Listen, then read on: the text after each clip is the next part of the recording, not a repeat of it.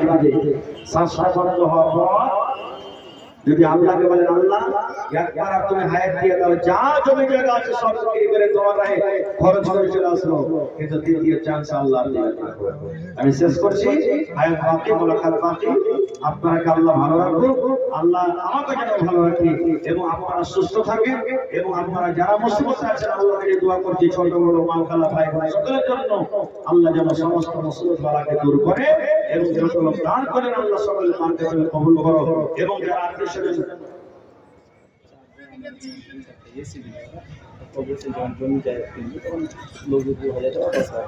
মাশাআল্লাহ মাশাআল্লাহ। এই দেখেন চারজন আমার বন্ধু নাম বলেনি কিন্তু এই যে মসজিদ দেখছেন, মসজিদে 4টা এসি লাগানো, মোটামুটি একটা এসির দাম 30 থেকে 40 হাজার লাগে, মোটামুটি 4জন 4টা এসি লাগিয়ে দেবে। পরে আলহামদুলিল্লাহ গরমের টাইম চলে আসছে, মাশাআল্লাহ মসজিদ খুব সুন্দর আলহামদুলিল্লাহ।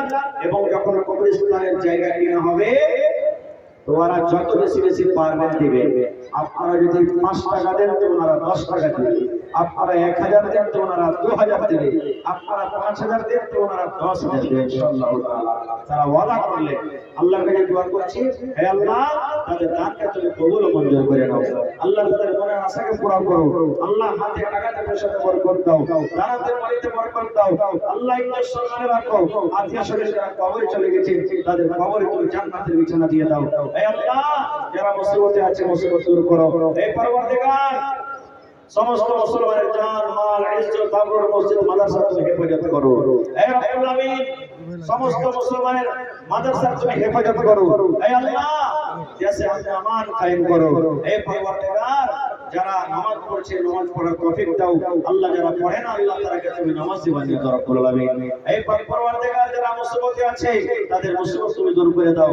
আল্লাহ দেশ বিদেশ থেকে খবর আসছে, খবর আসে না, যত মুমিন মুমিনা কবরে শুয়ে আছে আল্লাহ তাদের কবরে জান্নাতের বিছানা দিয়ে দাও। আল্লাহ তাদের কবরকে তুমি নূর দিয়ে মনোহর করে দাও। রব্বানা তাকাব্বাল মিন্না ইন্নাকা আনতাস সামিউল আলিম। আমিন। আসসালামু আলাইকুম ওয়া রাহমাতুল্লাহি ওয়া বারাকাতুহু।